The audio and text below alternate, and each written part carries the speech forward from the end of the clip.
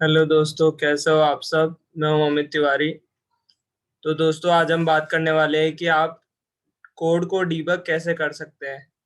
Code तो दोस्तों हम में से कोई भी लिख लेता है, और बहुत बड़े बड़े कोड हम लिख लेते हैं, लेकिन जब डीबग करने की बारी आती है तो बहुत दिक्कत आ जाती है, और वो पूरा एक दो दिन भी ले सकती है अगर नहीं समझ आ रहा है तो आज हम बात करेंगे कि डीबग करने के क्या अच्छे तरीके हैं जिससे अपन आसानी से डीबग कर सकते हैं कोड को। तो जैसे उसमें एक तरीका तो होता है, जैसे आप कोई डीबगिंग टूल का यूज़ कर लें, तो लेकिन वो बिगनर फ्रेंडली नहीं है दोस्तों। जो डीबगिंग टूल होते हैं उसको आपको यूज़ करना ढंग से आना चाहिए, जैसे इसमें भी है यहाँ पे डीबग करने का, और जैसे विजुअल स्टूडियो कोड में भी होता है। लेकिन अगर आपको डीबगिंग टूल का यूज़ करना नहीं आता है तो वो बहुत ज़्यादा हेक्टिक हो जाता है। तो मैं आज उसके बारे में बात नहीं करूँगा। तो जैसे दूसरा तरीका होता है, आप प्रिंट स्टेटमेंट का यूज़ कर सकते हैं। प्रिंट स्टेटमेंट में बहुत पावर होती है दोस्तों। मतलब प्रिंट मतलब जो भी आप सी आउट कहें या फिर इस प्रिंट एफ कहें या और भी है, जैसे पाइथन में प्रिंट। तो मतलब प्रिंट करके भी आप वेरिएबल का कर सकते हैं। मतलब जैसे मैं आपको कोड करके बताता हूँ।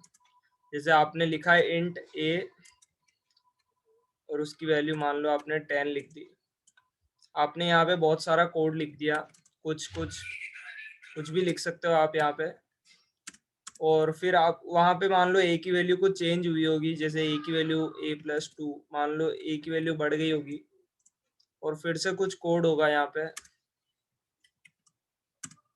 तो अब हमें पता नहीं चल रहा है हमारा कहाँ पे क्या एरर आ रही है। तो हम एक तरीका से ये हो सकता है कि हम यहाँ पे सी आउट ए करके देख लें। तो सी आउट ए करेंगे तो उससे जो है वो वेरिएबल प्रिंट हो जाएगा। लेकिन अब इसमें एक दिक्कत है, जैसे इसमें तो ए की वैल्यू आ रही है, तो हम मुझे पता चल जाएगा ये ए है। जो ये 12 आया है वो ए है। लेकिन अब एक वैल्यू तो आएगी नहीं, बहुत सारी वैल्यू होगी। अब हमें पता कैसे चलेगा कि ये ए है। तो अब हम एक चीज तो ये कर सकते हैं कि यहाँ पे जैसे ऐसे लिख दें हम ए।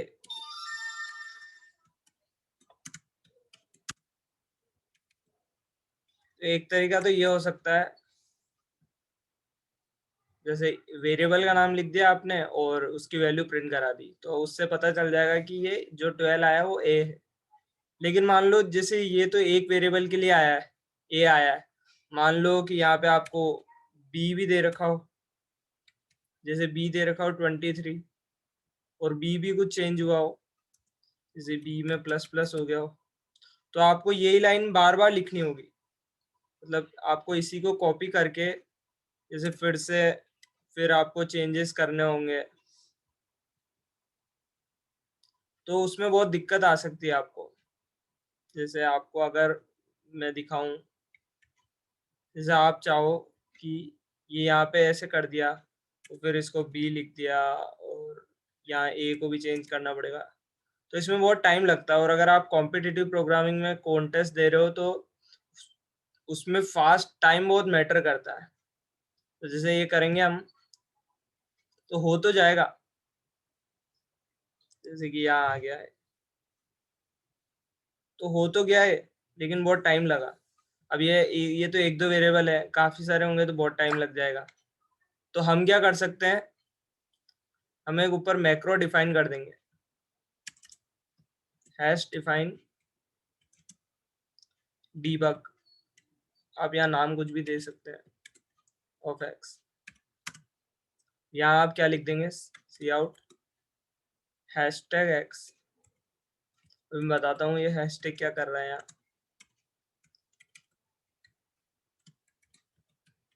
ये तो अब इससे क्या होगा, ये हैशटैग जो है वो वेरिएबल का नाम प्रिंट करेगा, और ये एक्स है जो वैल्यू प्रिंट करेगा। बाकी बीच में ये स्पेस दे ही रखा है। तो अब हम देखते हैं, इसको मैं कमेंट कर देता हूँ।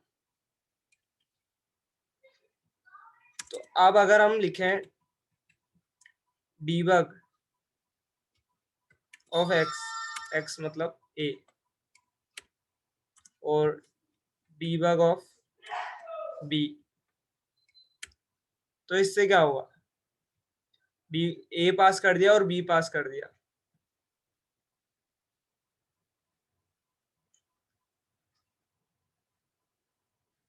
तो अब इससे ये देखो दोस्तों, वही आउटपुट आ रहा है, लेकिन हमें बार बार ये रिपीट करके चेंजेस करने और वो चीजें नहीं करनी पड़ी। बस हमें क्या करना है, बस डीबग ऑफ ए लिखो, बी लिखो, आप इसमें कितने भी वेरिएबल कभी भी डाल दो और आपका आउटपुट आ जाएगा।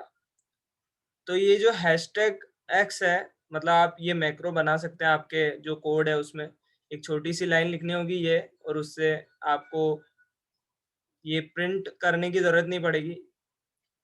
और अगर आप बिगनर हो तो बहुत बार जैसे जहाँ जे प्लस प्लस करना था वहाँ आई प्लस प्लस कर दिया गलती से, या सेमीकोलन, सेमीकोलन तो एरर दिखा देता है, तो उससे भी हो सकता है, या इनफाइनाइट लूप में चले गए आप, तो वो चीज़ें भी आपको ध्यान रखनी होगी।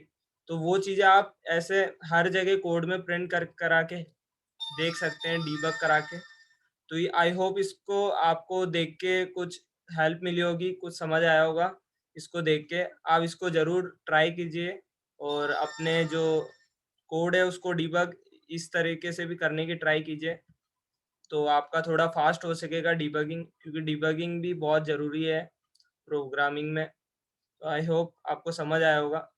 अगर वीडियो पसंद आई है तो शेयर कर दीजिएगा और चैनल को सब्सक्राइब भी कर लीजिए। तो मिलते हैं अगली वीडियो में, तब तक के लिए बाय।